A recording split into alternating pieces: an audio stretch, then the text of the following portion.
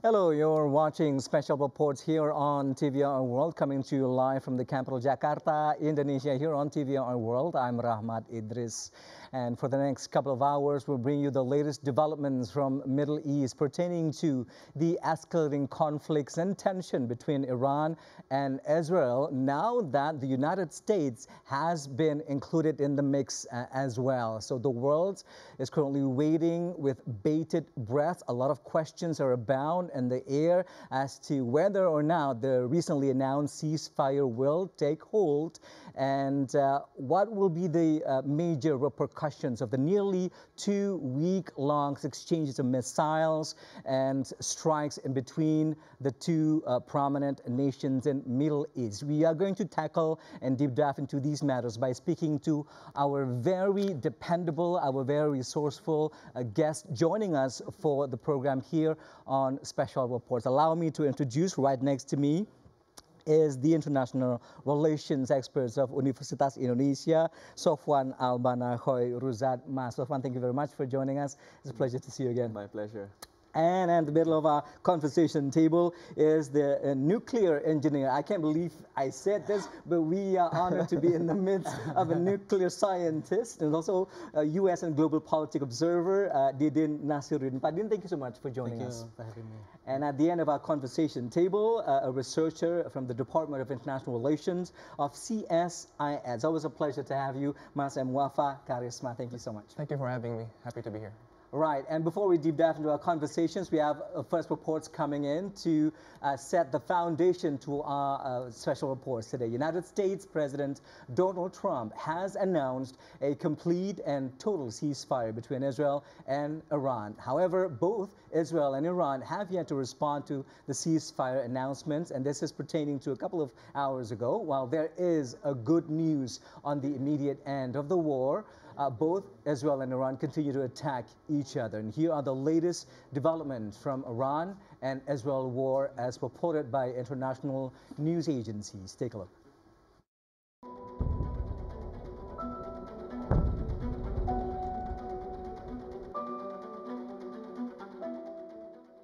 United States President Donald Trump has announced a complete and total ceasefire between Israel and Iran, set to be faced in over the next 24 hours after a frenetic day of conflict in the region, Al Jazeera reported. The announcement follows an attack on U.S. forces at Al Udeid Air Base in Qatar on Monday, after Tehran said it would retaliate for the U.S. strikes on Iranian nuclear sites, with the Qatari authorities saying missiles were successfully intercepted. On the assumption that everything works as it should, which it will, I would like to congratulate both countries, Israel and Iran, on having the stamina, courage, and intelligence to end what should be called the 12th-day war, Trump wrote on his Truth Social site. U.S. military officials said that Al Udeid Air Base was the only U.S. military base targeted by Iran, according to the Reuters news agency. The officials confirmed that there had been no impact on the base just outside Qatar's capital, Doha. A U.S. defense official added that Al Udeid Air Base was attacked by short-range and medium-range ballistic missiles originating from Iran today. Meanwhile, BBC reported that Iran's Foreign Minister Sayed Abbas Araghchi has just posted on X saying that if Israel stops its illegal aggression now, Iran has no intention to continue our response afterwards. As of now, there is no agreement on any ceasefire or cessation of military operations. However, provided that the Israeli regime stops its illegal aggression against the Iranian people no later than 4 a.m. Tehran time, we have no intention to continue our response afterwards. The final decision on the cessation of our military operations will be made later, Araghchi said. Al Jazeera also reported that Russia and China have strongly condemned U.S. attacks on Iranian nuclear sites, warning they could drag the world into a broader war and set a dangerous international precedent. The reaction came just hours before Iran launched missiles at the US base in Qatar on Monday in response to Sunday's strikes. Russian President Vladimir Putin on Monday described the American strikes as unjustified and said they were pushing the world towards a perilous tipping point. Chinese Foreign Minister Wang Yi also said China condemned both the Israeli strikes on Iran and the US bombardment of its nuclear facilities. He said the rationale of attacking over possible future threats sent the wrong signal to the world and urged a return to diplomacy. From Jerusalem, Reuters reported that Israel is looking to wrap up its campaign in Iran soon and has passed the message on to the United States, according to 3 Israeli officials, though much depends on its adversary's next move. According to 2 other officials, Israeli leaders are trying to work out the precise exit strategy that will conclude the campaign and end Iran's missile and drone attacks to avoid tit-for-tat strikes, paralyzing the country.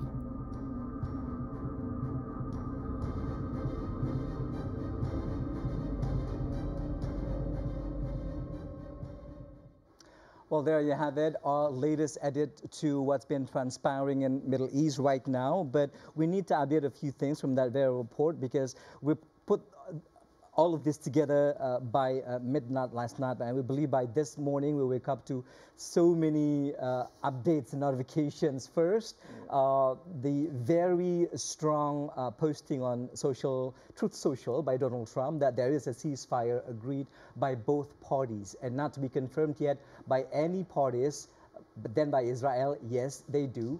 And then we haven't heard anything yet from Iran. Not until the Foreign Ministry of Iran said that they have not uttered any words of agreement. And per the last hour alone, Israel has reported receiving strikes on behalf of Iran and is planning yet another retaliations, citing that there's already a possible violation to the agreed ceasefire. So many things is ongoing as we speak right now and hitting us at such a lightning and head-spinning speed, if I may say so. And we talked about this in the previous edition of our special reports, also pertaining to the Israel-Israel conflict mass, and we left it at the point where it was the time around the G7 summit where Donald Trump had to return early to decide on this. Yeah. And then he announced that there's a bomb, the bunker-busting bombs being dropped on Iran, to the world's dismay, if I may say. Up from that point, let's look back in retrospect a little bit, Mas Sofwan, to this very moment in time. Give us your take. Well, yes, as you mentioned, change are happening very quickly, and we are still looking at how things will play out. Yeah.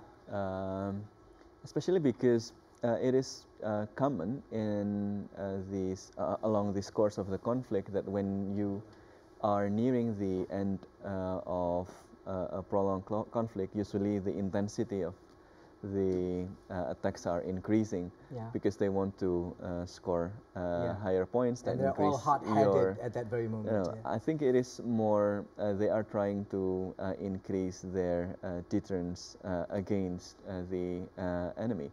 So I think what is currently probably happening is that they are still trapped in this chicken game game theory thing where if you stop without giving enough or strong retaliation, you are interpreted as being weak. And if you are asking for a ceasefire in a position that you are perceived as being weak, you are going to be oppressed further later. So I think in this situation, both Israel and Iran actually has an interest to not continuing the conflict, but they want to, no, maybe not Israel. The incentive for Israel is to continue, especially for Netanyahu. But for Iran and for the United States, they want this to be wrapped up as soon as possible. I think Iran wants this to end, but they want this to end in a situation where it can hold its head high. Do we see indications that Iran wants this to end as soon as possible? Well, yes. You see how Iran retaliates to the United States. Yeah. Instead of the worst case scenarios where where the probability of Iran making a massive attack on all military bases in the Middle East, as at well least as for now, in Qatar and Iraq. yeah, that's been reported. as well as closing the Hormuz. I mean, that's the worst scenario, right? Yeah, that but would be what is something else happening there. is very limited attack on Al Udeid, the military base in Qatar. Yeah. And there are also reports about attack in some bases in Iraq, but not officially confirmed by Iran, but maybe related to the militias in Iraq. So we see a very limited and very calculated response by Tehran in this sense. So it is like sending a message to the United States: you hit me, I can absorb the damage. We can move on as long as you are not continuing this. I'm sending you a retaliation because I need to. I need to say that I am strong enough, and if you want to continue, I can continue. Okay. I can catch your bases, but I actually open a room for ending this if you are stopping. That is why Iran only sending a few missiles, around maybe 14, with 6 claimed to be hitting the target according to Iran, and according to Qatar, it's only 1 hitting the target. So it's very limited. And if we look, this interpretation might be more accurate, because then the United States response, especially Trump response, is not by following up that retaliation by another retaliation. Despite the previous claim that if Iran retaliates, the retaliation from the United States will be bigger. But after Iran retaliates with this limited strike, the response by the United States is like, it's time for peace. I mean, like, let's end this. This is what is happening during the killing of Qasem Soleimani in Iraq last time. Iran retaliates by sending some missiles. But then, okay, let's wrap this up. But I think the only actor that has an interest to continue is Netanyahu. Because it wants to involve the United States further in the conflict. However, there are also pressures within Israel. I think that's why the negotiation within the cabinet was like 4 hours long, and there are instructions that the minister should not comment anything on the situation, because I think there are tense debates also. There are incentives to continue, because if they are not continuing, it will be perceived as that the regime, that the Iranian regime can survive Israeli and US pressures, and there is a high possibility if the regime can survive, it will have more incentive to develop nuclear weapon later. Yeah, there's indication to that as well. I'm going to have to hold you there. So we have US bombing 3 presumably nuclear sites in Iran, Adidin, and also retaliated by Iran by now striking at least the US air bases, per the reports, in Qatar and in Iraq. And then at some point, Trump thanked Iran for giving them, or giving him maybe, the heads up that missiles are coming to their US bases. And now he gladly announced to the world very early this morning that ceasefire is agreed. In 6 hours, everyone will stop firing, and in 12, it will come to a full stop. Will it take hold, in your opinion, Pak Didin? Okay, I think if you see from the first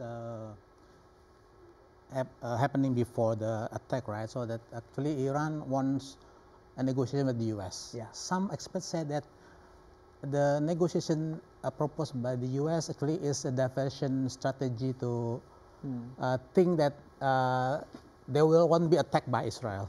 So that experts say. So Iran really wants to have agreement with the U.S. because it's in a weak position, right?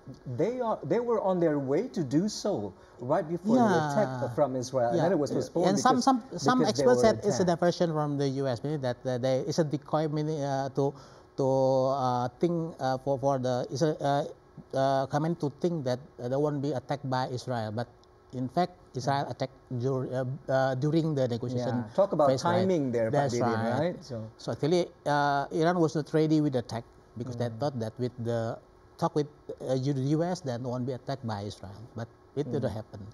Okay. I think first, Iran, even before the attack, has been very weak.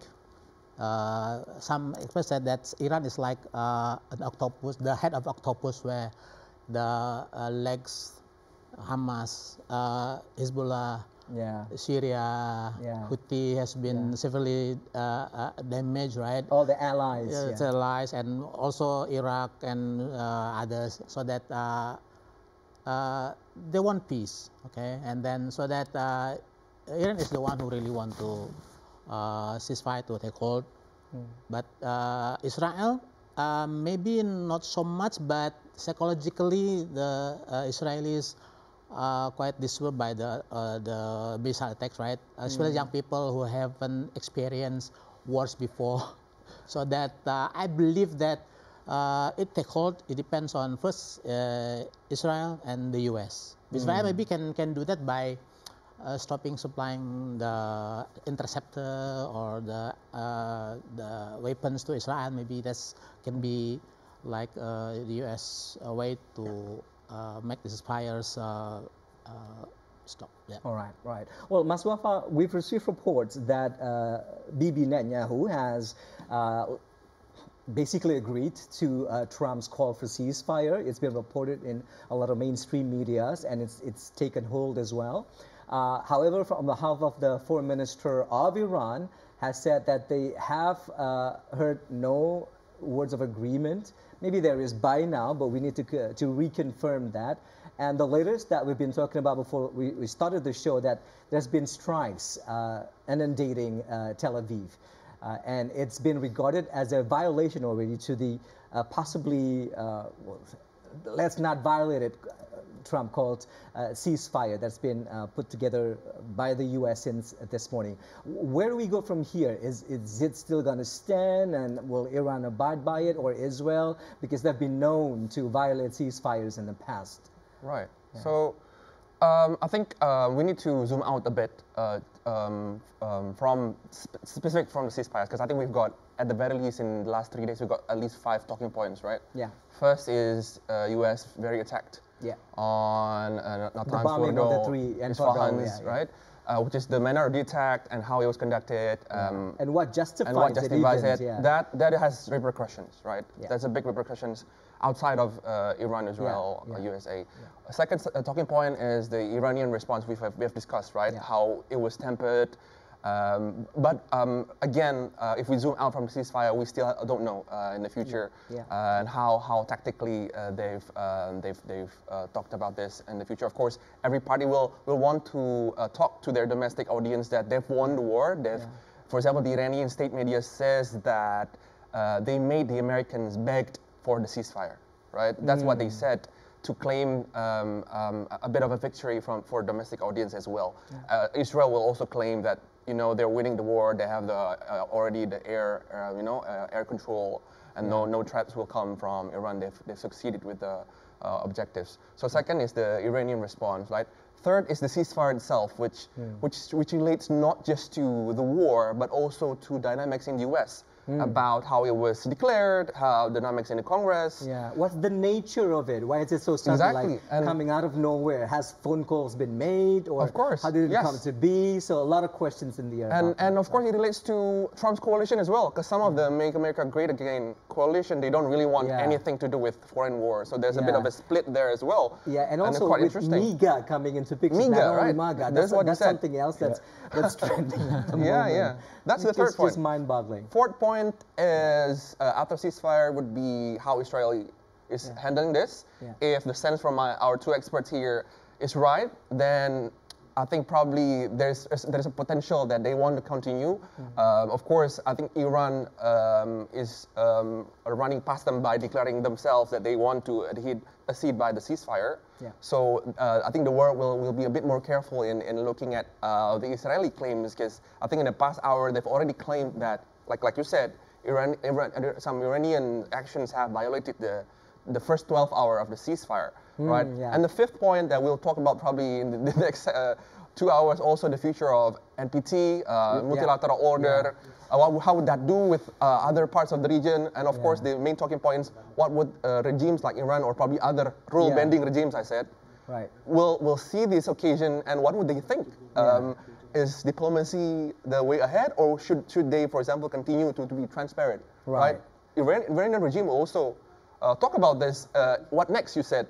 What if after this they will continue to hide? Right. IAEA will have no access. They will just hide whatever they're doing, because probably they thought that is the best course of action. Because they're trying to be at least a bit of transparent, but they got bombed as a result. So, so it's quite interesting to see, right? And of course, major leaders have called for that diplomacy is actually the way to do it. And some old civilizations like Iran, it's hard to beat them into submission through peace, through strength, like Trump said. So diplomacy remains the way forward. The deal with Iran remains the way forward.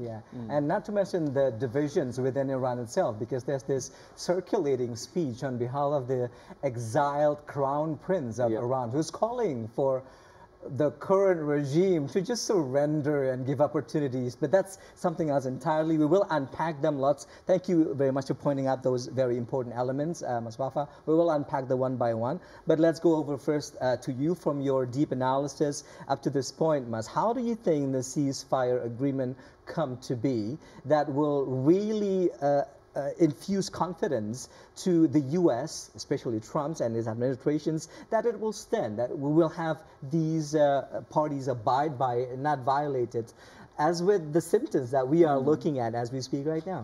Well, I think it is, as Mas Wafa mentioned, it is very much connected to different factors. First, in terms of U.S. and Iran relationship, we see that Iran is sending a message that it is not planning to continue the conflict with the United States. It wants to end it through this calculated message. And as reported, Iran even already notified Qatar, and Qatar, of course, notified the United States, so it can intercept. Even though Qatar later condemned that it has attack. To. It has to because you have to unprovoked on their territory.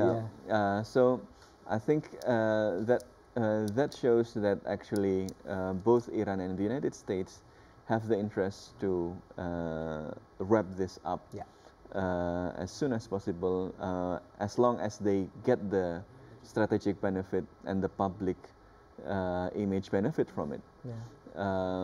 But how then sustainable is this is also subject to many factors. And then second, why it came up also, as Wafa mentioned, it is also connected to the domestic politics. Trump is under the pressure from the domestic coalitions, from the Democrats, who are generally saying their objections to involve the United States in a war.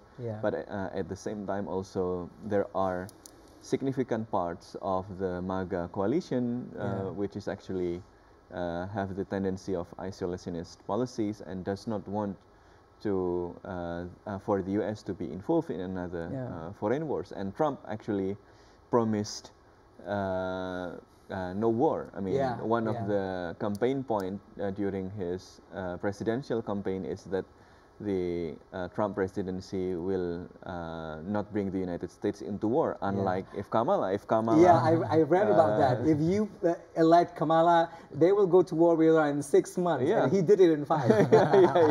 So it's better. So So in his platform, he is saying that the United States is not going to go for a war.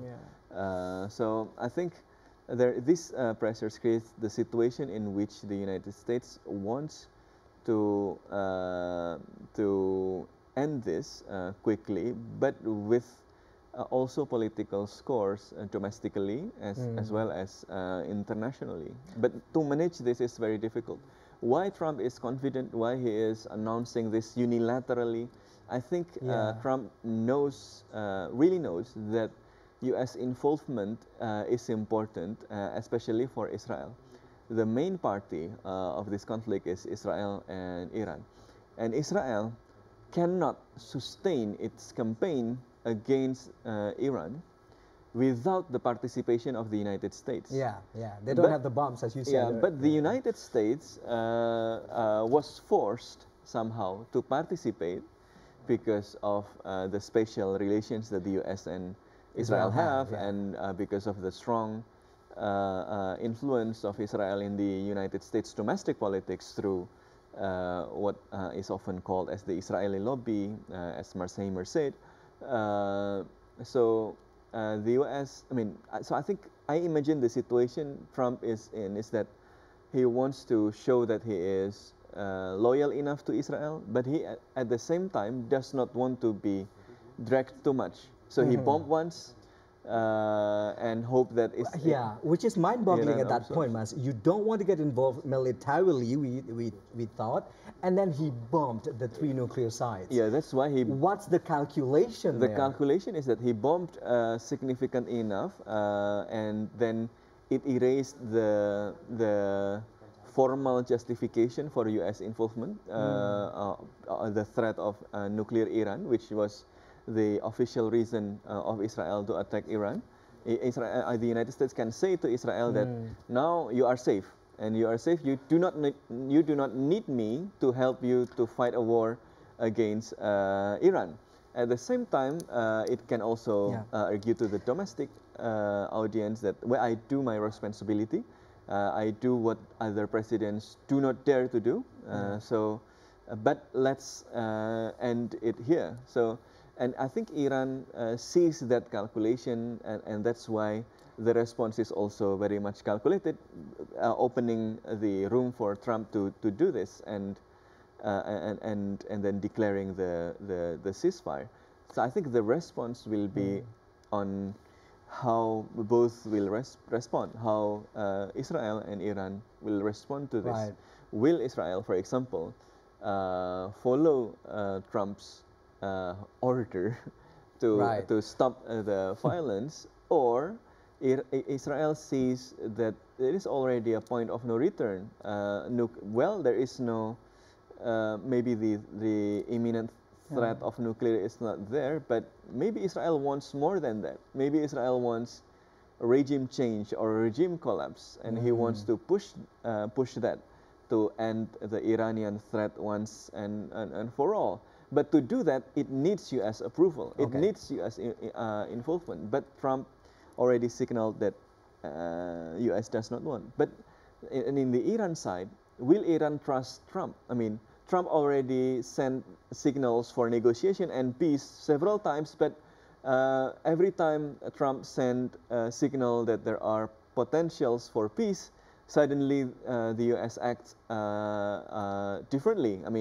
2 days before negotiation, suddenly Israel attacked, and there are news that Trump knows about the attack. And then after Trump said that there will be 2 more weeks for negotiation, give diplomacy opportunity for 2 weeks, suddenly the U.S. bombed. So I think there is also a degree of skepticism within Iran to see this declaration of Trump. Is it a true declaration for a ceasefire, or is it another trick? There is no donkey fell into the same hole 3 times, right? Iran doesn't want to be that donkey. So we bombed your nuclear sites, you bombed our bases, tit for tat. Let's call it a day, guys. That's probably in Trump's eyes. Over to you, Pak Didin. I'd like to get your thoughts on, it's been circulating for a while now that since the 1990s, Israel has been calling for a halt, a stoppage to the nuclear project of Iran. And 1995, a video surfaced from 2012 saying that Iran is 6 months away from finishing their nuclear weapons, which has no proof whatsoever. And there have been a part of NPT for a while. That's another thing to discuss. But then Trump bombed the presumably 3 nuclear sites of Iran. So what do you think led U.S. to these calculations? Even though it's been disputed domestically in the U.S., it was without congressional approval that it was done. But in your heads, what led U.S. to this very unpredictable move on behalf of Donald Trump administrations to attack these 3 nuclear sites? Okay, first, I read a year ago about an article about the Iran Israel war, a little war last year, but I said that it's just an appetizer because without the U.S. support, then Israel will not be able to destroy the Iran nuclear facilities. Okay, so that's one thing. So if the U.S. is not involved in the attack, then the war maybe will last long. And experts said that even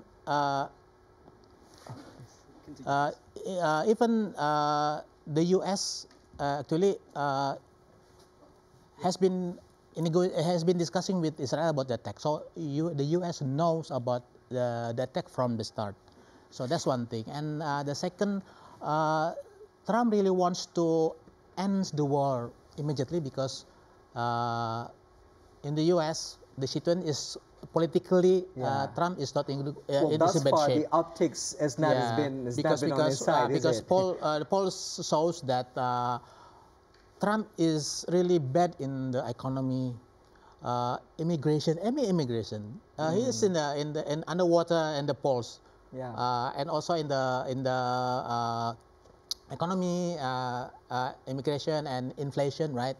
Because of the tariff war, right? Okay, and then okay, the MAGA. The problem is maybe the MAGA coalition is divided about the attack, but majority of MAGA faction, the voters still support the U.S. involvement in the Iran-Israel war. So that's why Trump decided to attack Iran. Yeah. Well, the world was waiting to see the steps of the U.S. once they finished the G7, because it was like in the 4th or 5th day of the aggressions between Israel and Iran, just to see what sort of involvements U.S. will take in the turmoil in the Middle East. And then he bombed right away the 3 sites. And domestically in the U.S., it's been met with a lot of rejections. People don't want to go to war. In the U.S. has been faced with some sort of narrative of impeachment due to the involvement, due to the bombing without the congressional approval. And what do you think is exactly in Trump's in head, and also his entire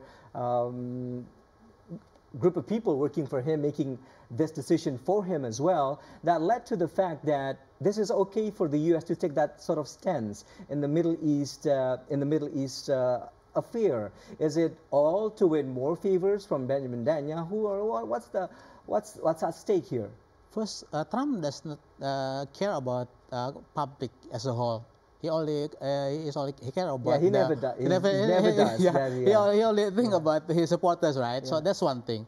When polls show that the MAGA Republicans, 65%, if I'm not mistaken, supports U.S. involvement in attacking Iran, then Trump will go that. And second, don't forget that Trump, Republican, is a majority in the Senate and in the representatives. So that it would have passed probably too. And then most of the time they always say yes to what Trump wants. Except I think for the war is there to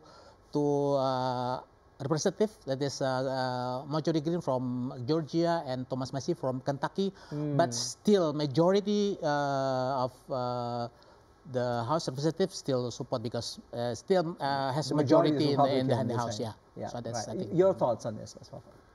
I think first of all, if I'm honest, the share of the blame as well if I have to throw it that way, is also to U.S. allies, G7, of course, and the rest of the international community, because I think some of the accumulation of actions is because of unrestricted, or like what you said, Pak Didin, like of leaders seemingly believing that their actions will not go unpunished or without big repercussions to their political legitimacy, or even perhaps will bring them favors. Like, for example, I think when you ask Pak Didin about what allows U.S. to enter the war this time, I think one would be that I think Trump is perceiving Israel's victory towards Iran. So Israel is winning in terms of casualty, in terms of missile defense, in terms of how they have been able to exhaust Iran's missiles, in terms of how, for example,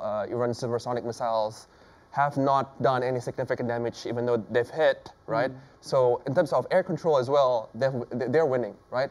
So and that's one. So I think there's a belief in Trump's mind that they can do this quickly and leaving unscathed, which is true, because there's not really any whatsoever fighters attacking or even defending the B-2 bombers with the complicated missions. Very stealthy attack there. Very stealthy attacks involving 125 aircrafts and all that, right?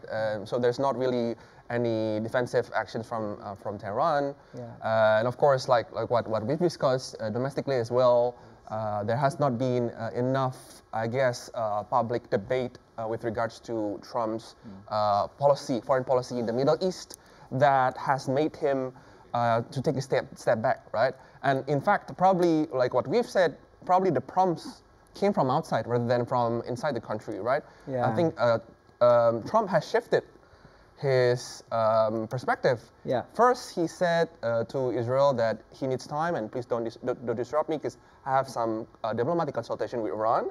And then I think in a turn of the event, right, he then supported Israel's attack. So I think, and then of course now he joins, right? So there's some prompts there that doesn't come from, at the very least, and aside from domestic analysis, from discursive or experts from Americans, but from how Trump sees developments in the Middle East, what he sees that Israel is doing, what he sees is the best case of scenario. He even rebooks his own intelligence community information in terms of what their information about the existence of nuclear weapon. So trust is the issue going forward, right? What facts should we hold, and what facts is actually in the minds of Trump? If the intelligence community of their intelligence community, information from there is not really, at the top of his mind, or if he can say that Tulsi is wrong, for example, like what he said to Director of National Intelligence, right? It's going to be a difficult, case to predict what's going to happen next. Of course, now the ball is on Iran-Israel's court, because Trump already says there's going to be ceasefire. I'm not sure if, say, for example, one or two violates the ceasefire, what would Trump do? Because this is all right now, today is about safe-facing missions, right? For Iran, for Trump, not so much for Israel. I'm not sure what could save their face. They're probably continuing the war because they have a really right-wing government, right? So probably, so not sure there. But it's been about safe-facing. Not sure about the next days. Right, but at least so far we've heard strikes in Tehran. Another 6 hours of the announcement ceasefires, and then also the attacks on Qatar and Iraq's U.S. bases. Is it going to stop there, though? That remains to be seen, I suppose. So more questions ahead. We have another report coming in. Qatar's air defense systems intercepted multiple missiles over the capital Doha on Monday after Iran launched a military operation targeting U.S. forces at Al Udeid Air Base, officials said. Majid bin Muhammad Al Ansari, advisor to the Prime Minister and spokesperson for the Ministry of Foreign Affairs, said Qatar's defenses successfully thwarted the attack and shot down the Iranian missiles.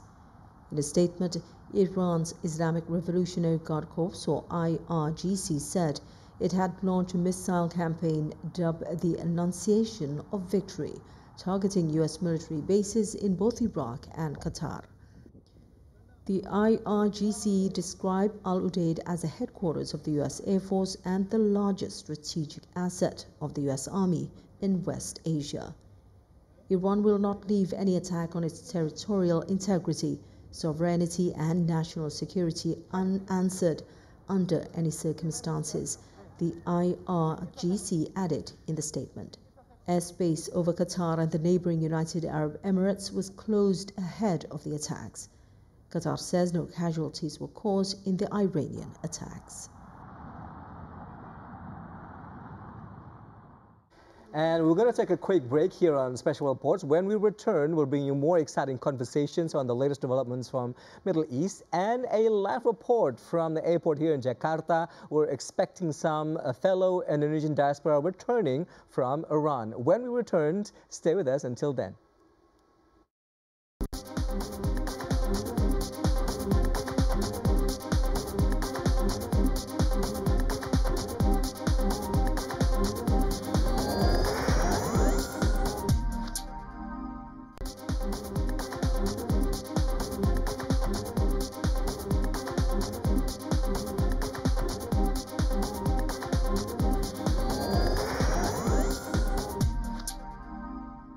Thank you very much for staying with us on Special Reports here on TVR World. From Jakarta, Indonesia, we come to you with the latest updates from the Middle East pertaining to the Iran-Israel tensions. And on to the next reports before we continue on with our conversation here in the studio. The flights evacuating 29 Indonesian citizens from Iran land in Jakarta on Tuesday.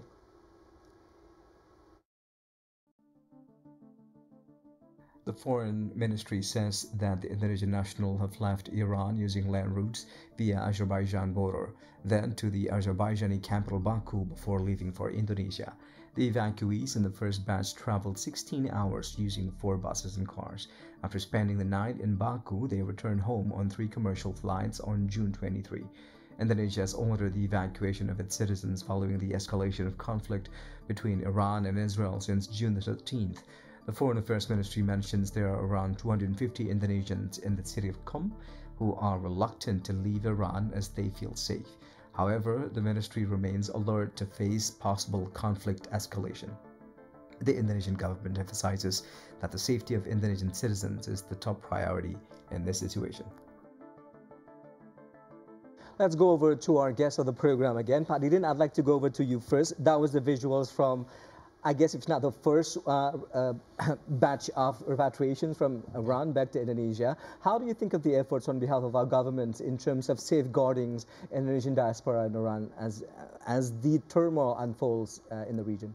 Yeah, I think because the attack, Israel attack is quite targeted, right? So that they do not really target the civilian areas or other areas. So that I think the affection will be very safe because of the type of war. But while Iran attacking Israel is different because maybe Iran does not have like a precision technology as good as Israel. So that and then their precision technology. That's right. Okay. Yeah, maybe that's why there's some of their missile attack the civilian areas. I think that's maybe the problem. All right. Yeah. But there are, however, some Indonesians who refuse to be returned home. Mas, I mean, we've heard the other edition of the program, we've heard from our fellow Indonesian in Qom, for example. And our reports have been saying that some Indonesians in Qom, a little over 100 kilometers away from Tehran, have also refused to come home. Your thoughts on this? Well, I think the evacuation is related to the efforts to ensure the security of the Indonesian citizens abroad. And of course must be supported. However, I think there are people who maybe based on their own observation think that the threat will not be escalating in their nearby regions. In their area because Qom is quite maybe far from Tehran. Quite a distance away from Tehran. There are risks that it will spread there. There are some nuclear facilities, I think, also near Qom. But I think, I mean, Iran is big. So 90 million people with a huge land area. So maybe in their minds they are hoping and expecting that the conflict is not going to be that large. However, of course, the government needs to maintain the situation because we know that a lot of uncertainties here. I mean, even though Israel has the precision technology, it is also, but it is also true that Israel is also targeting, I mean, civilians institutions. Like Israel is killing, scientists, nuclear scientists. It is even hospitals Israel have been targeted. Already strikes 4 hospitals and already strike in live broadcasting authority. So. I have to hold you there, Mas, because we are now connected to our reporter over at Halim Perdana Kusuma Airport here in the capital Jakarta, where we have Alma Safitri standing by with the latest, expecting the next batch of Indonesian diaspora returning home and arriving today. Alma, if you can hear me here in the studio, what's the latest that you have for us in terms of the arrival of the next batch of Indonesians returning home? Alma, your report.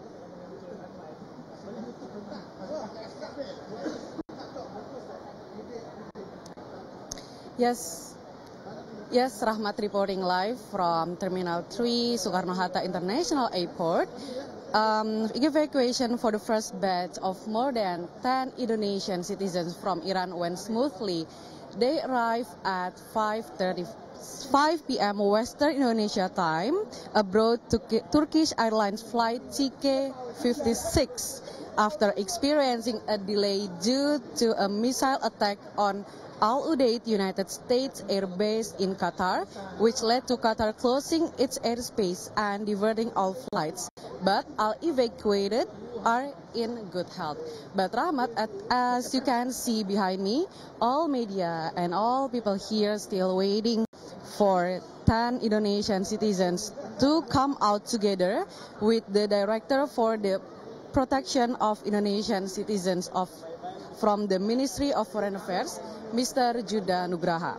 But Rahmat, I can inform you that Foreign Minister Sugiono stated the Ministry of Foreign Affairs continues to maintain contact with all Indonesian citizens in Iran and maybe in Middle East area to ensure they remain connected with the Indonesian embassy.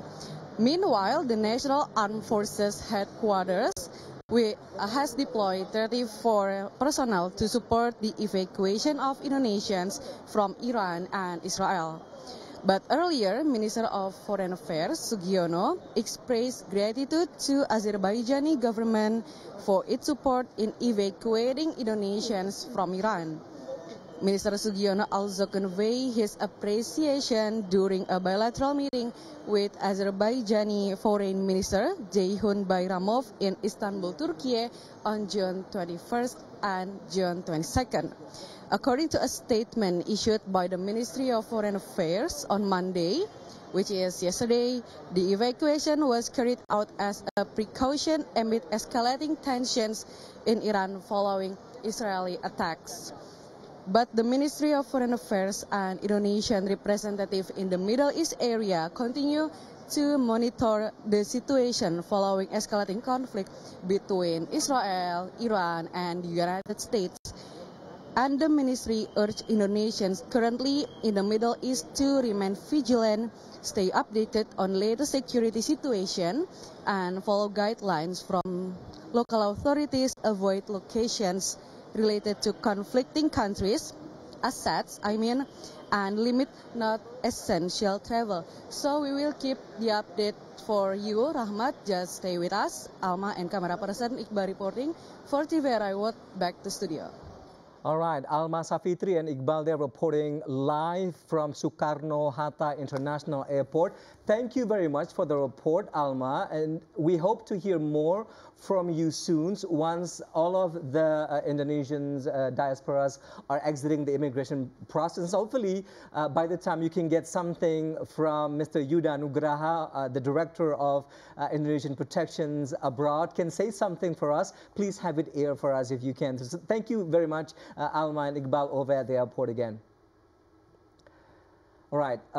I'd like to go to you, Wafa, because this is all a bit of a deja vu, at least for me personally, because last time we did this, repatriation, it was from Ukraine, and now we have from Iran. It seems reoccurring a little too soon, in my opinion. But reflect on what we've been doing on behalf of our government in terms of what's been transpiring in the Middle East. What is the most ideal stance and approach that our government must take, aside from what Minister of Foreign Affairs Sugiono has been saying in public's eyes, in international communities, the last ones in Istanbul over the OIC gatherings, that this is Indonesia, that we are standing against war. Of course, there should be a win-win solution to everyone. Absolutely. I think Indonesia, as a country, we've been through so much in the past. We're a post-colonial country. Yeah. We're quite a young developing country as well, and so we have to represent that type of country. I think a lot of our modalities have come from international law, our participation in the UN. Yeah.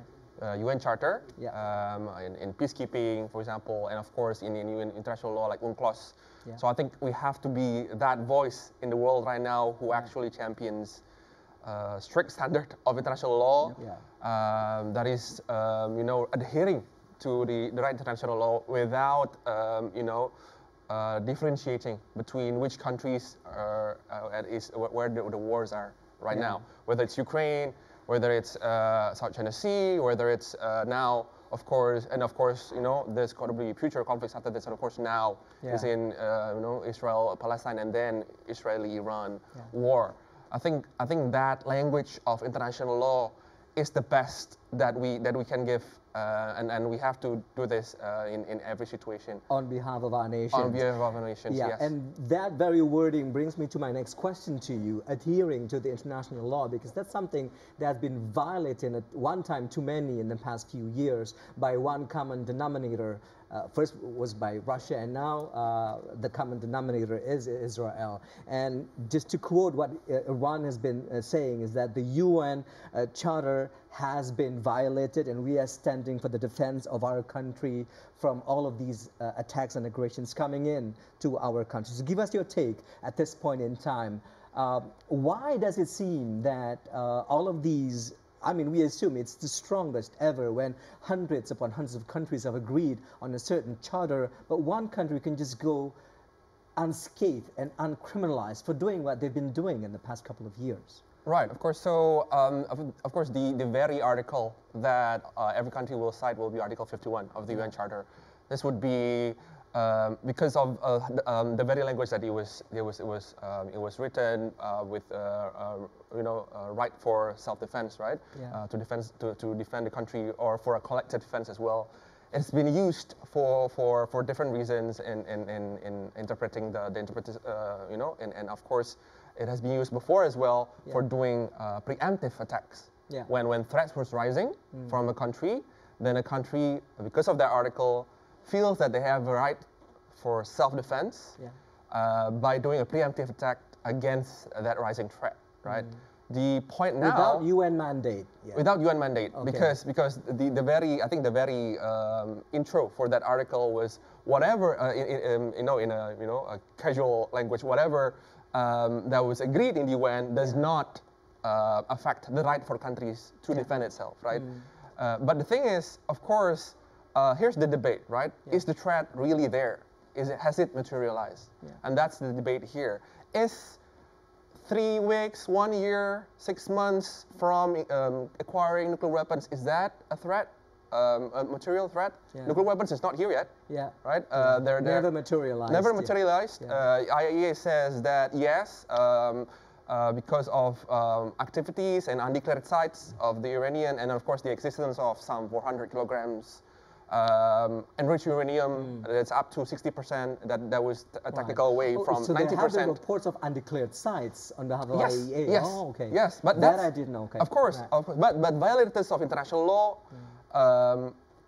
Technically, for the good of sustainable solutions, we have to sort of fight it with international law as well, with tribunals, with diplomacy. Yeah. That's the solution going forward. If we are talking about peaceful solutions, right? It's not about bombing the country, and unprovoked. Unprovoked, and that's the discussion here. Is it a preemptive attack? But some other countries will say this is a preventive attack, because preventive attack says threats are imminent. Threats are imminent, but the thing is, preventive attack is about future threats. Threat is not here yet. It's about a future threat. JD Vance, Trump, Netanyahu will say that the threat of Iran, the acquired nuclear weapon, is not here. It's the threat about some time in the future, right?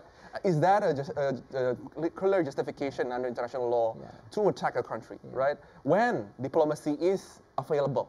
That's the point. When diplomacy is available, rounds of negotiations, it's still here. It's still there. 60 days deadline for a war is not a good it's not a good indicator for bombing a country. And bear in mind, Netanyahu has been saying this since the 1990s. But didn't you've been smiling throughout what Wafa has been saying? Yeah. Okay. Maybe first we have to see the history of Israel first. So we talk about Iran nuclear, but we never talk about Israel nuclear capacity. So Israel has been building its nuclear weapon since 1960, supported by France. So the reason why, because France does not want Israel experience another Holocaust. Okay. And also that's the reason why Israel also got paranoid, and based on the so-called Begin Doctrine,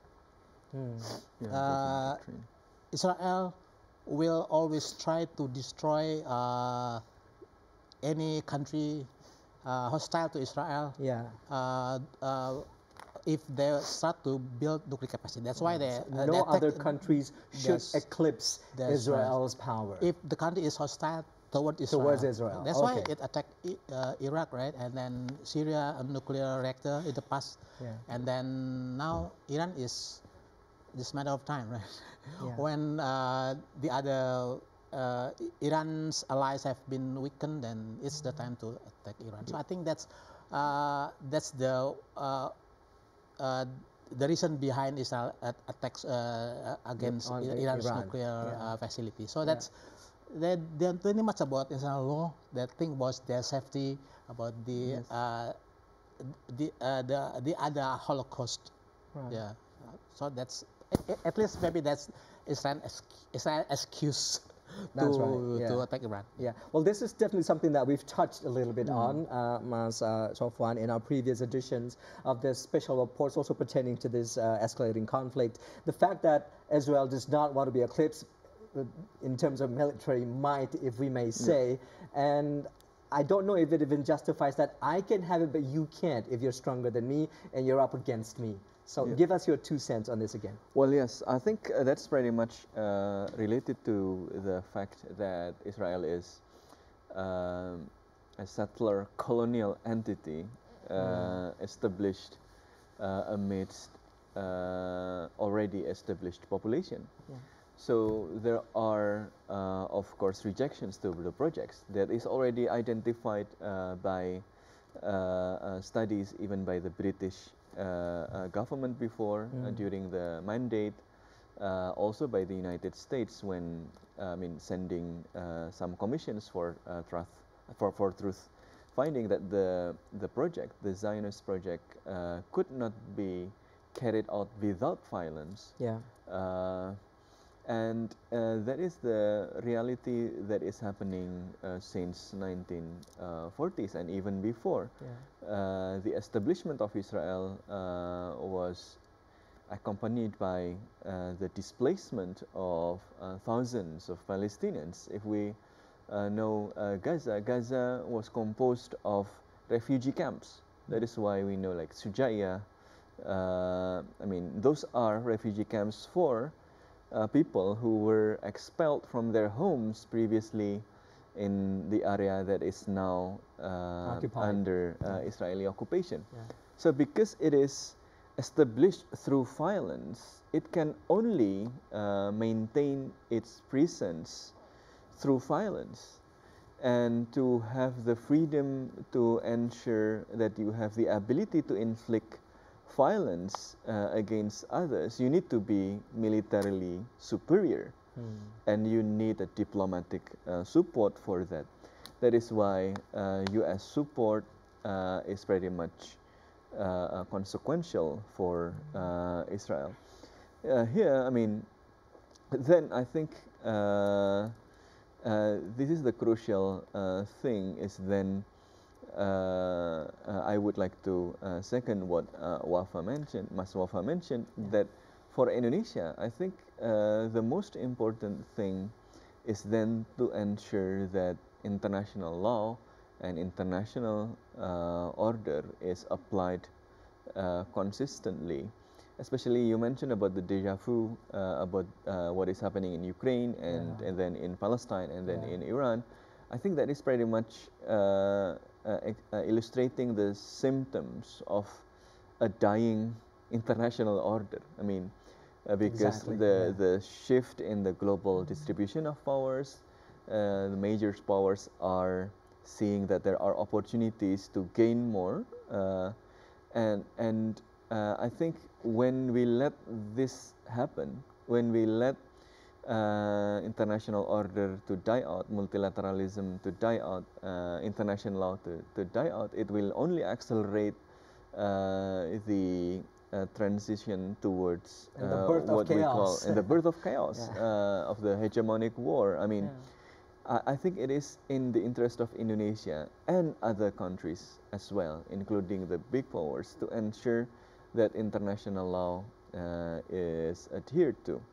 And I think this is what is happening. Why Israel is intensifying and becoming more aggressive is because for more than 500 days, it has been given impunity for doing potentially worse crimes against humanity. I mean, UN agencies, international human rights institutions are pretty much having a solid assessment that Israel is violating multiple international law, and even now on trial in the International Court of Justice for a genocide.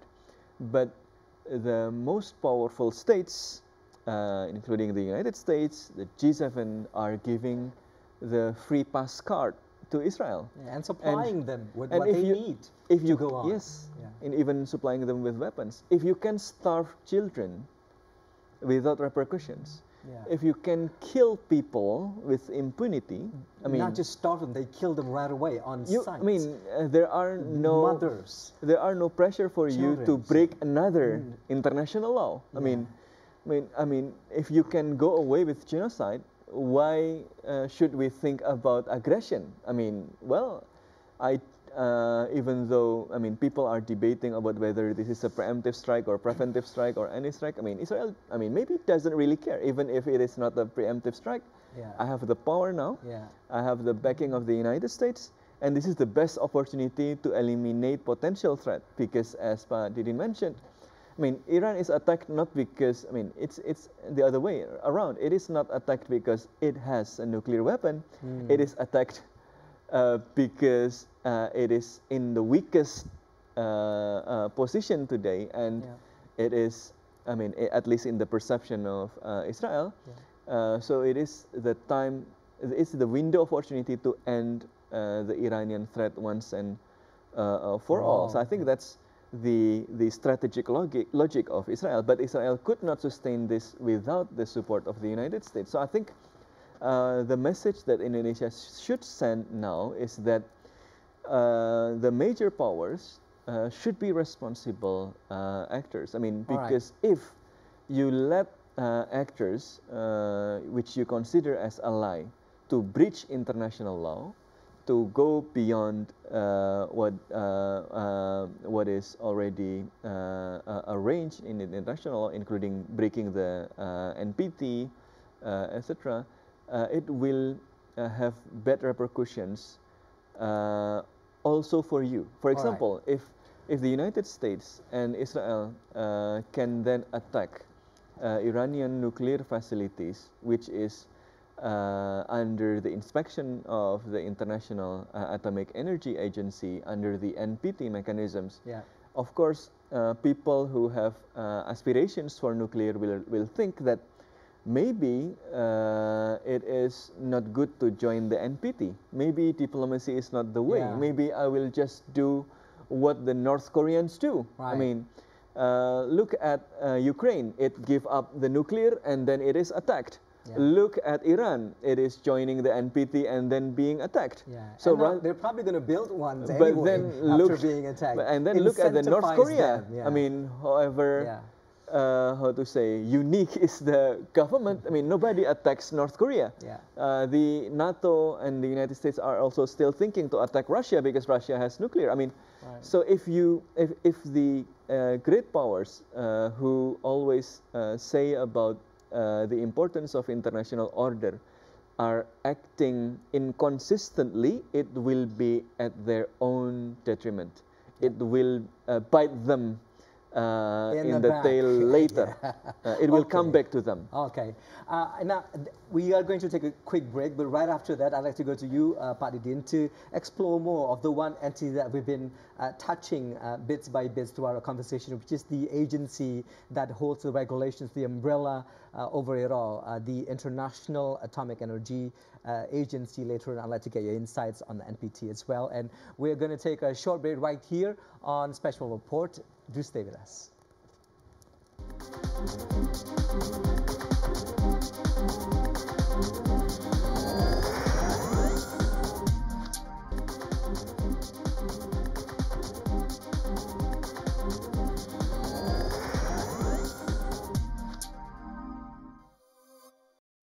Welcome back. You're still watching Special Reports here on TVR World, shining lights on Iran, Israel, heightened tensions. Before we move on to our conversation here in the studio, another report is coming your way. The Indonesian embassy in Manama has issued an alert amid escalating conflict between Iran and Israel, urging Indonesian nationals in the Kingdom of Bahrain to remain vigilant and immediately submit a self-report.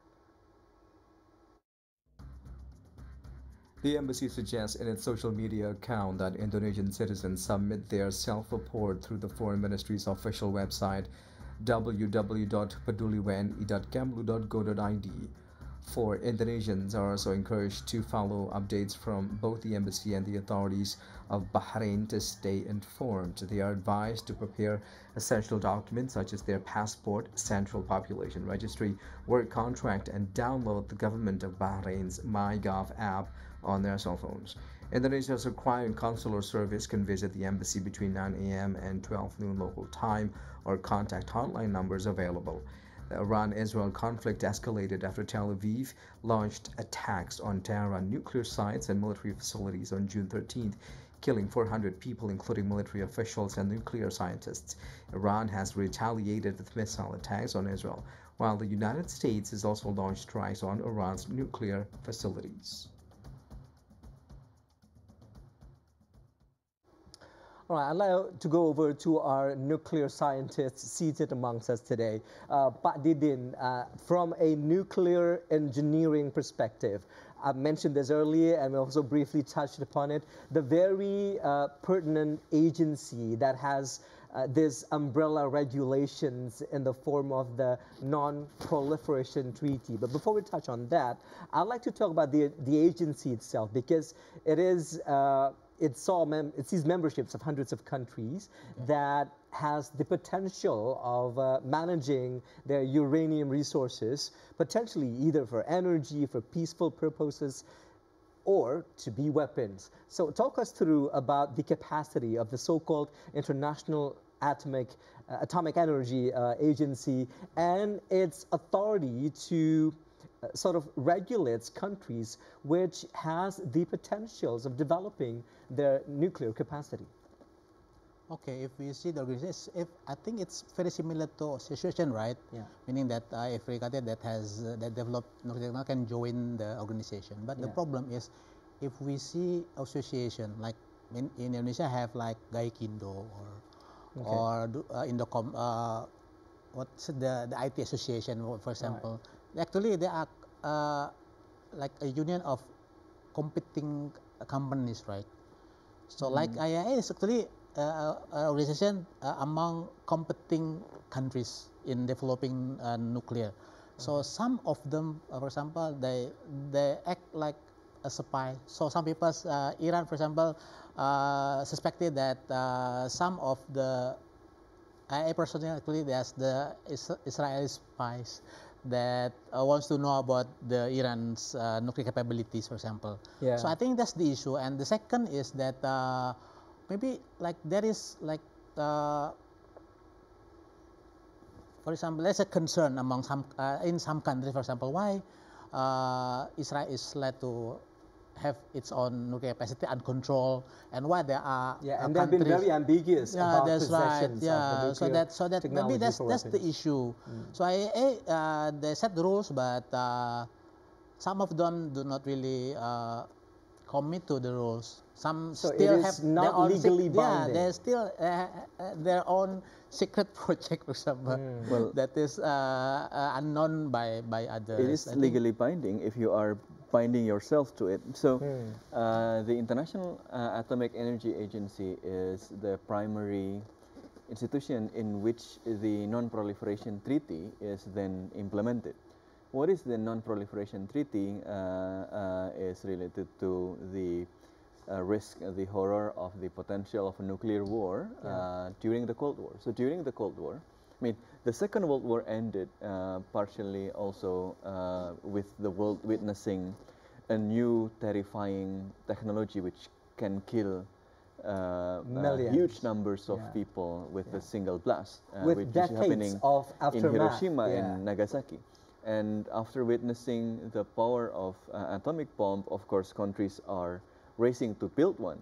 And then that is happening under the context of the Cold War, where the competing powers, the United States, and then the Soviet Union and 3 other major powers are developing this nuclear capacity. So the world was on the verge of a war between these major powers in the Cold War situation, and those major powers are having nuclear. And there is also a risk that if these major powers are fighting and distributing the nuclear capacity to other countries, then it is harder to control. So amidst this fear of an atomic war, a nuclear wars, which goes uncontrolled because of the the tremendous damage that it can cause. I mean, once a country uses a nuclear weapon and another country is responding to it, it's a mutually assured destruction. It is. You can't go back. You cannot imagine the level of destruction that can be caused by it. And don't forget that I worked 80 years ago, when there's no processor, there's no computer, there's no AI. The ability to develop and the speed of it. The power of today's nuclear is many times much higher than I mean, it was Hiroshima. in the early technology in the Hiroshima and Nagasaki, so it's much more dangerous. Now, because of that situation, states tries to then try to manage the risk of a nuclear war. And how to do that is to develop this NPT. So this is the background of the establishment of NPT in late 1960s, 98, if I'm not mistaken, and open for participation in 1970s.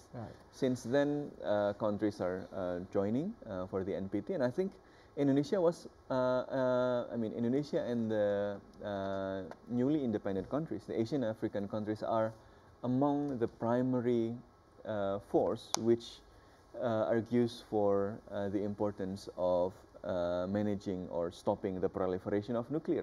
I think it was also one of the main themes during the Asian African Conference. If we are talking about Bandung Spirit, 70 years commemoration this year. Message of the Bandung Conference was, I mean, there was I think it's part of the speech by Sukarno or by Syahrir or by Ali Sastro Amijoyo during that Asian African Conference about the danger of nuclear weapons. So I think it is also in Indonesia's interest to then ensure that this cornerstone, this pillar of international stability, which is NPT, is held up consistently. So NPT came from the need to manage nuclear. How do they manage that? They manage that through three important elements. First is ensuring non-proliferation. What is non-proliferation? Yeah. Ensuring that the technology to make weapons, nuclear weapons, is not proliferating to other countries. So there are more risk for nuclear war if other more countries are having nuclear weapons. Right.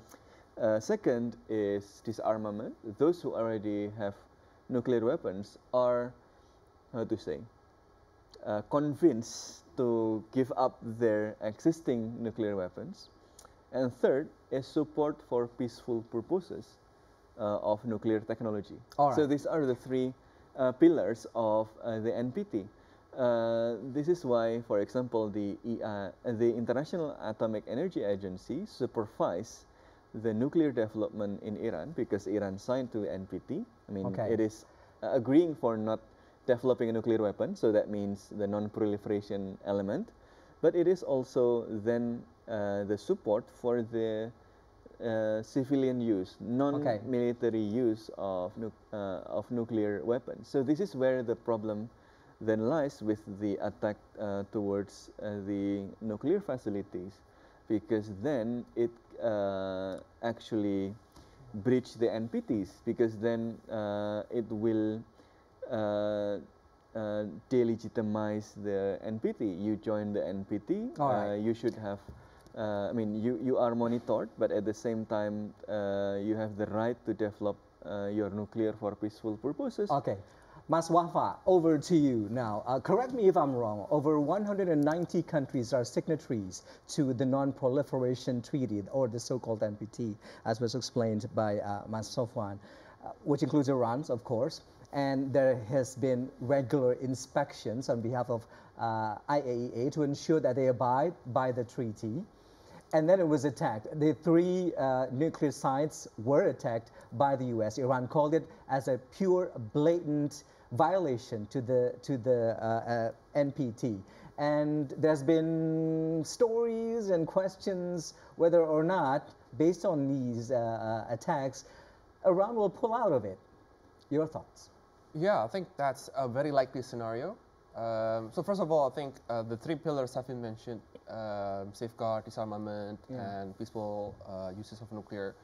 I think developing countries will say that the second pillar has been stalling for quite a while, and we haven't seen much of it. A lot of the movements were for the first one, and of course the third one is going as well. The first one, of course, is quite a very interesting non-proliferation for this case.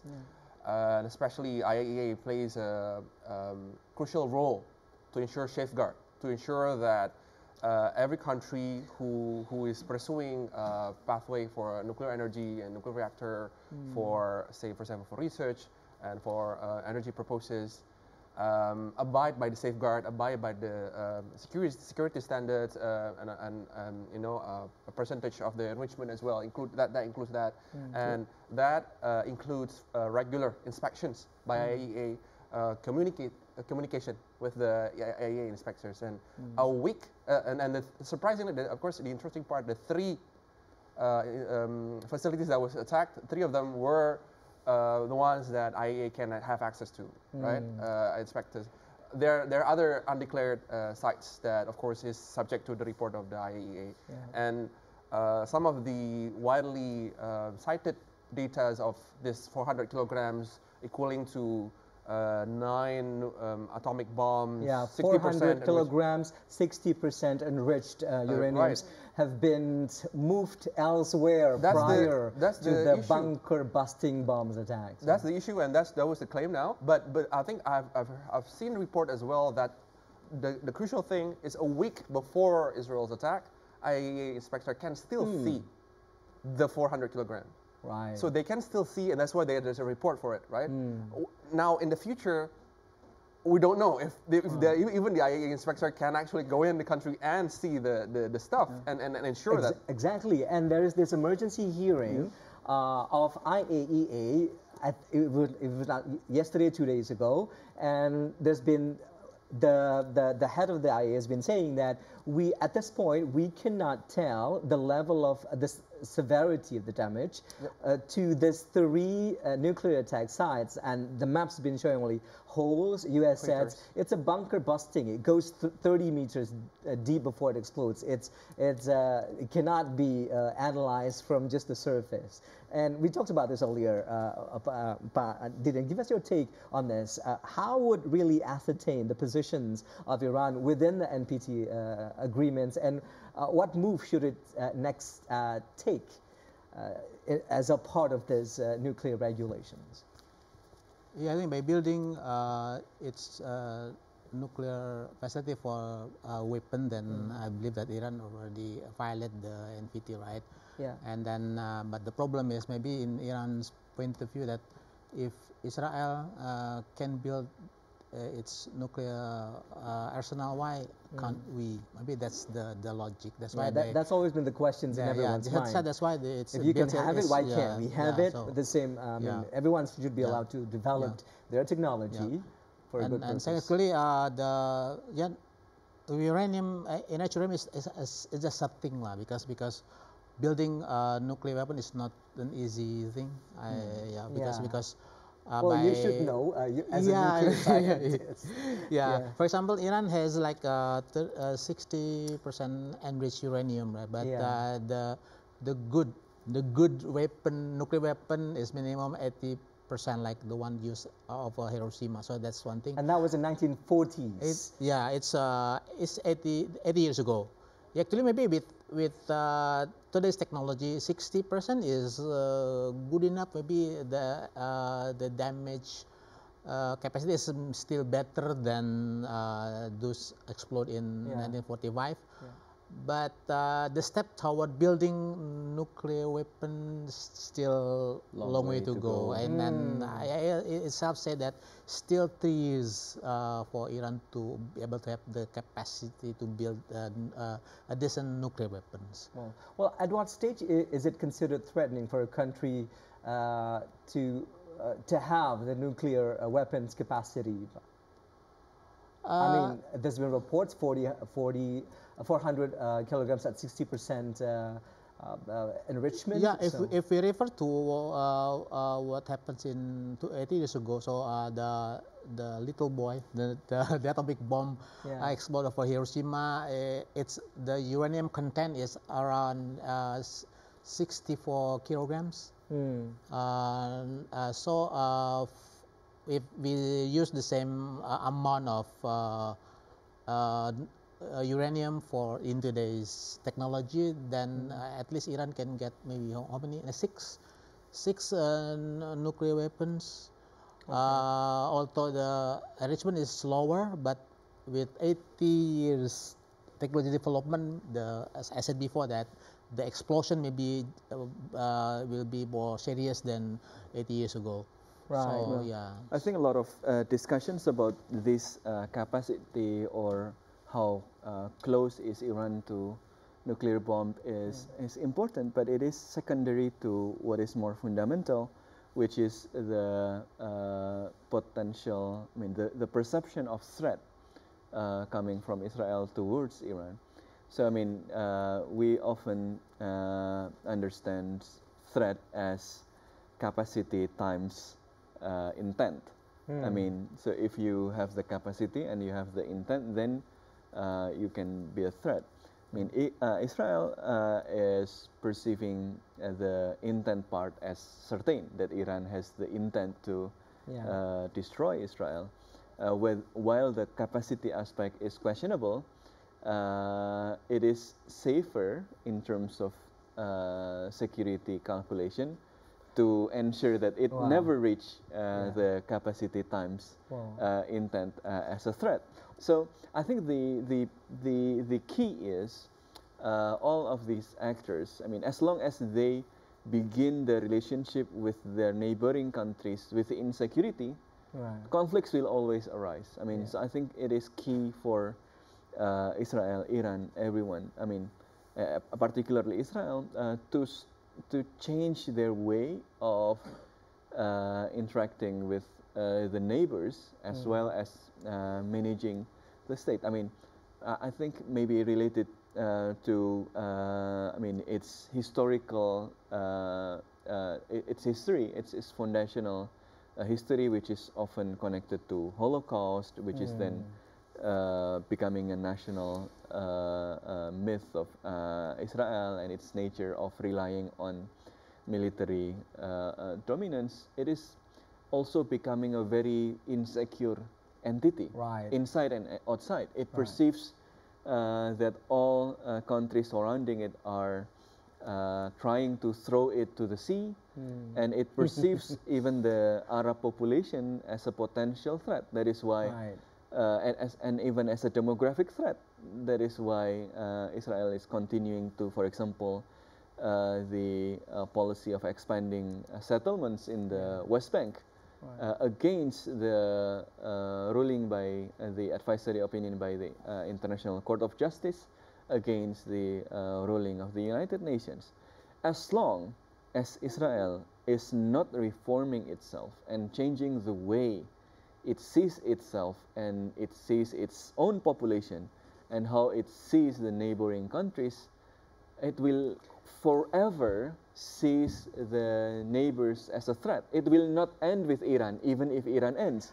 It will continue to Qatar. It will continue to Turkey. It will expand. It will expand. As long as Benjamin Netanyahu is still the prime minister. Not only Benjamin Netanyahu, as long as Israel is perceiving its existence based on the ability to thwart any kind of insecurity, as long as it sees its neighbors as existential enemies. Right. And on that note, Mas Sofwan, the grand illusions of having all of these Arabic countries against Israel, per the perceptions of Benjamin Netanyahu, was actually something that was addressed by the recent speech of Ali Khamenei, the supreme leader of Iran, saying that we are going to level Israel to the ground if, and only if they keep attacking us. And you're saying that every time, anytime they can continue perceiving the Arabic countries as their threats, they're going to keep attacking. So this is going to be a forever tit for tat, if I may say. But over to you, Mas, because U.S. has been saying, we want this war to stop. Trump's been saying at least, but we don't want regime change. But that's not always the case sometimes when the U.S. is involved. There's always something that's in the shadow, a greater purpose of a move that they have chosen to make. So what do you see from these statements that's come from U.S. administration saying that, okay, this is the attack that we've conducted in order to get these war to stop, even though many levels of warmongerings have been taking place and the U.S. and their allies as well. But at one point in time, we're not aiming for a regime change. Yeah, I think that's the claim, at least for now. Yeah. But I think yes, that they've been quite rightly traumatized by I think being captured in forever wars, right? In Afghanistan, in Iraq, and I think the trauma is still there, and of course the population, the audience back domestically in the U.S. doesn't want more U.S. soldiers, taking place, taking wars in the foreign U.S. places. people don't want their soldiers to go to war. Not the Republicans, not enough trauma on that point. Exactly, and so of course in terms of based on his perspective alone, he doesn't want further troops on the ground and further involvement in the West. But that's the thing. It depends on how situations developed. Because in the past, we've seen past U.S. administrations being trapped into regime change campaigns because the aftermath of their second attacks doesn't suit what they like in terms of the policy changes. In terms of, for example, here. They've claimed that the facilities have, say, set back or even eliminate nuclear threat from Iran. Yeah. But other analysts will say, for example, that it only set back a few years in terms of enrichment, but the materials itself has been, like you said, have been moved elsewhere. Yeah. So if that was perceived that the threat is still there, who knows? And that, of course, their perception of the current regime in Iran, who knows if they need to do more to sort of conduct a significant change. And that will relate as well to what was discussed earlier in terms of the perception of threat for Israel.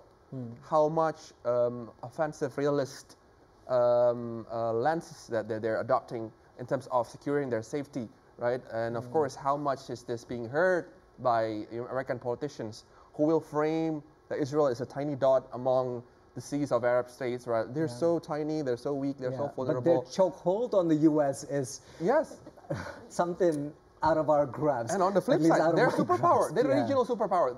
Now they're probably the regional hegemon, right? As we are seeing right now, if you're looking at how Iran is technically losing and crippled with the intelligence, with the decimation of the proxies, right? Israel is the superpower, the regional superpower. Well, it's been said that there's only one U.S. president who didn't kiss the wall. That is JFK, and look what happened to him. You were smiling throughout this as well. Pak Didin, your thoughts? Regime change is not easy because Iran is not Iraq, it's not Syria. Why? Because Iran is basically a theocracy, right? So the highest leader in Iran is not president. You also want to make good with Iran. Is that what you're saying? Yeah. So that because Iran highest leader is the also rich leader, and 90% of Iran's population are Shia. So that regime change will not be easy. So that's one thing, and the second is. I heard from an interview with Al Jazeera that Al Jazeera asked an Iranian who is against the government, but said that we don't like the government, but if Israel is behind the regime change, they will not support. Oh, okay. Yeah, even they will just rally around the flag when it comes to Israel. Mas, is that even feasible for a regime change in Iran? Because I mean, we also heard the exiled so-called crown prince of Iran saying that we are aiming for something that's been said by Trump in one of his tweets, and then. Taken as a context, make Iran great again. That is Migat has been saying, which has taken hold on the internet, if I may say. So your thoughts on this? Well, I think Israel is trying to open the possibility for this and trying to they will be happy with pull that, the United States for this.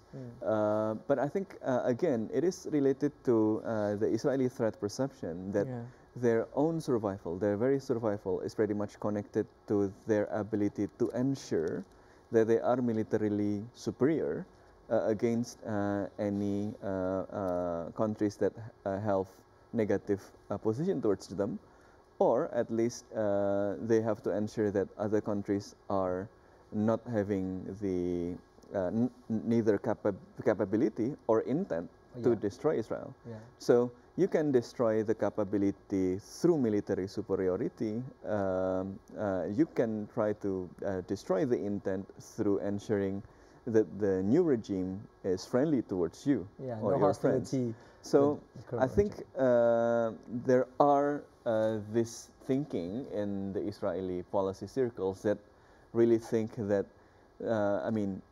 military strikes to stop uranium enrichment is not enough, because capacity can always be developed and redeveloped. But they've been hit by sanctions for years as well. Yes.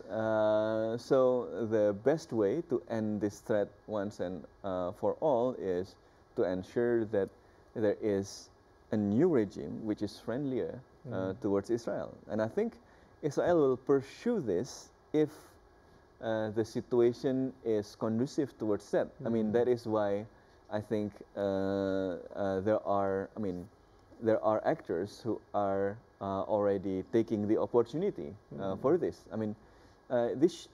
Of course, this development is affected by different actors with different interests, and they try to exploit this opportunity for their own interest, including the royalists, the monarchists, who see that they are lacking the capacity to overthrow the current regime, but they think that if there are political and military support from the world superpower and the regional superpower, there is a possibility for me to go back to rule the country that my dad ruled before. Yeah. So I think they are, of course, having. But I guess it's a sense. This. Yeah, it's a sense of having some sort of alliance with the U.S. But when you put Israel into the mix, I don't know if there is it even possible for a regime? Yeah, I mean, any regime difficult. In Iran to be affiliated with Israel. It is difficult, but of course Israel is trying to open as many possibilities as possible, so it works. And apart from regime change, there is also another scenario that I think Israel is pursuing, which is the regime collapse. Right. So, I mean, it doesn't have to be a smooth regime change where a new government was put in place, but you can ensure the destruction of the capacity of the state to operate. So rather than regime change, it's regime collapse. The regime is no longer able to exercise its power as a political authority. Okay. All right. Thank you very much for those words. Sofwan, we've just received words that all the due process for the returning Indonesian diaspora over at Soekarno-Hatta International Airport is still ongoing right now. We are not expecting any of them to come out anytime soon. So we have received no visuals, updates whatsoever from the airport. And also, if you can see there next to our screen, hopefully that's something that's going to run very soon. And we still have, to the last minutes of our programs, the expectations to have the Director for Indonesian Protections Abroad, Yuda Nugraha, to say something from the media on the current effort of repatriations and the upcoming effort should the situation escalate again over in the Middle East. I'd like to go over to you again, Mas Wafai. In the final 10 minutes of our conversations, we have barely touched this. I'd like to touch this because this is something that is pertaining to the global communities, which is the economic repercussions of this Middle Eastern conflict. We've seen stock prices going up, and more importantly, oil prices.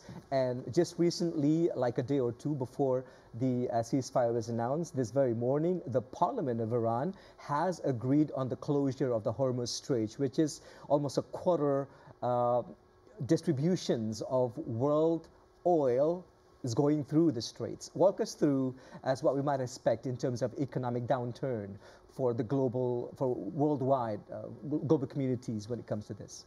Right. So I think in the past, since Israel's attack to Iran in the past week, I think we've already seen quite a steep 7%, 8%, increase in oil price, and people are expecting. Right now, I think it was around $68 or $70 per barrel. If Strait Hormuz is closed, it could go up to 30% or 50%, right? So it could reach to 110 or even probably worst case scenario is 130 USD per barrel, right? And so that would be a grave repercussion. But the good news is, if I ask my economist colleagues, that I think for today, as of the ceasefire announcement, the oil price have gone down a bit. So there's a sense from the sense from my economist colleagues that there's a sense that businesses, or at least the world, or at least the economy, is learning to I guess their logic is learning to separate away from the dynamics of the politics, and so that they can see economic numbers and indexes as a bit more distant than the actually on ground situation, because situation really moves fast. Yes, for example, yesterday the Iranian parliament have agreed to close the Strait of Hormuz, but no one will support that in terms of the international community. Russia might support it because they will be benefited by the rising oil prices, but others won't. China won't to talk to Iran to have it closed. But I believe China would be against that. China will be against because they really depend on stable oil prices. Other in the region will also be dependent on stable oil prices. And I think a lot of analysts will say that it'll be shooting Iran's foot. You'll be shooting yourself on the foot for Iran if you go that closure. And there'll be other steps that probably doesn't hit the whole world, and then further isolate Iran.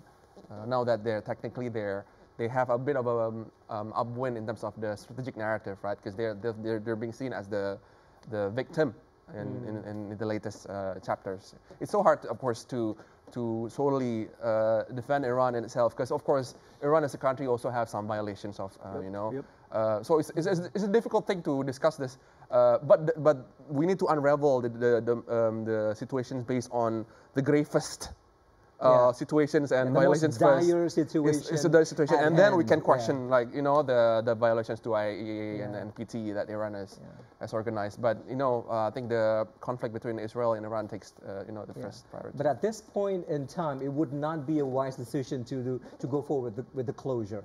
Pak Yeah, I think, and the U.S. will try hard to prevent it from happening, because, as I said before, that the public in U.S. is suffering from the tariff, right? So that economically, that is a dispute that still needs a resolve. It will make it for the Americans, including Trump voters. So I believe that Trump will try hard to lobby here and there to make sure that the closure won't happen. And I think with that, I guess Trump will try to also persuade Israel to make sure that the peace process with Iran well, at least on that note, Trump has tweeted through his social media account saying that, and I quote, people don't raise the price of oil. And pay attention to this. I'm watching you, he said. So thank you for your kind attention. Very your 2 cents. Well, yes, I think the economic. For the current situation, I think Iran still prefers a calculated response to the United States. So it is not closing the Hormuz, but I think it remains on the card, because it is something. Let's see where the ceasefire goes, you're saying. Yes, and also about the situation Iran will possibly in. I mean, if you are certain that you are, in a war situation, you need to ensure that your enemy also feel the pain. So I mean, if hope for an exit, a possible exit pathway is not seen, then why not creating this situation in which everyone got the pain? But so I think it is still have very low possibility right now, but it remains on the card, and it is very much then related to how the game is being played out, especially the chicken game between especially Iran and Israel. I mean, and also the United States. I mean, for now, the mood is for not being dragged into the conflict. So, but I think Iran will continue to use the Hormuz card to ensure that the U.S. is not going further than that. But if the United States then being more directly involved, the conflict is escalating, and Iran sees no hope of winning, then maybe this card will be used. All right, thank you for that, Mas Sofwan. And we are looking at live pictures again, right next to you there. It's the situation, the current situations from the airport of Soekarno-Hatta here in Indonesia, where the last words that we've received just now is that they are still held up through customs. So apparently there's okay, I don't want to assume anything, but hopefully they get through it very, very soon. All the 25 Indonesian diaspora returning homes. That was quite a safe trip. We have about 3 more minutes to conclude our conversation. So many things are still left untouched. The Russia-China participations, the BRICS roles, the high tech that Israel has with such great powers over all of these great superpower nations. But then again, I'd like to give some moments for all of us for all of you, our guests, to sort of put things together in perspective for us at the end of our conversation. I'd like to begin with you, Mas Wafa. 1 minute for you, please. Sure. So one final note would be, I think at the end of the day, the victims will be the Palestinians, because if Israel goes unchecked, right, the other powers who were rivals in the geopolitical stance are beaten into submission. and cannot fight back at the moment. And then, of course, Israel is going to feel the momentum, right? And then probably they'll push for a one-state reality, because I think two-state solution is going to be really difficult to talk about. 18 months already. That is far too long. Exactly, and physically speaking, on the areas where that will be, if you're talking about 1947 partition plan, pre-1967 border, it would be really difficult to go back there, in the future. Of course, this is something that we need to, I guess, as an outsider, as a country who sees, colonialism as homework. As I think our first president says this, that Palestine would be, I think, one of our foreign policy homework to fight on the rights of people under subjugation and occupation. I think. So after 12 days of aggressions between Israel and Iran, U.S. can broker a ceasefire. What about that 18-month with Gaza? That should be something on the table that they should force as well. So that's a very well said piece there. Over to you, Pak Didin. I believe that what Israel has done towards Iran will drive other countries in the Middle East to normalize the relationship with Israel. That's one thing. And second, maybe what happens in the Middle East will also trigger Russia to end the Ukraine war very soon, because they lost its allies in the Middle East one by one. That is another severely but the good thing is maybe Israel's superiority in the Middle East also encourage Saudi Arabia and others to also think that we cannot depend on the U.S. alone. Maybe they also want to think that maybe Russia will also be like the balancer in the relationship. So I think it's a good thing for Russia to strengthen relationship with the Middle East and make them as a balancer over the U.S. and Israel domination in the region. All right. And now one final minute to you, Mas Wafa, please. First, I would like to second Mas Wafa's assertion that do not forget Gaza, do not forget Palestine.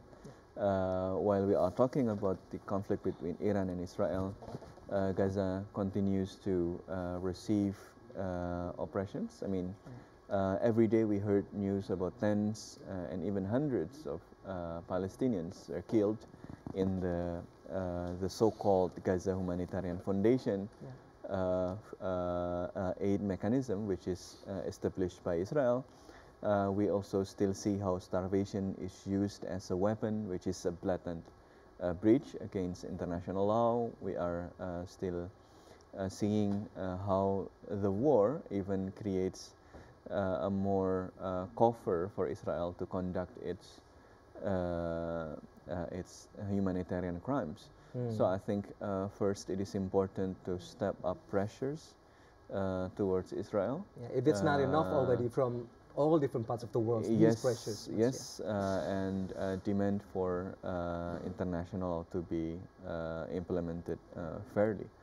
Second, I think it is in the interest of Indonesia to be more active to ensure that the international order, the multilateral international order based on international law is upheld and at the same time becoming more inclusive, because all of these conflicts, like from Ukraine to Palestine to Iran, Israel, are symptoms of a declining order.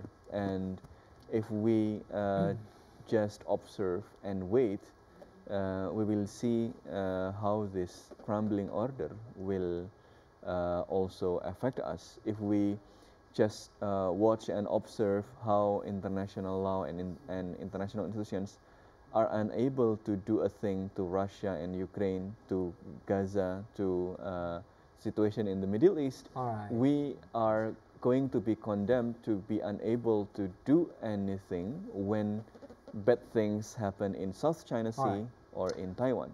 So the time to act is now. Being independent and active is not a jargon. It needs action, right. and it needs to action now. Right. At least we have a president, our President Prabowo Subianto, who is very stern on that path.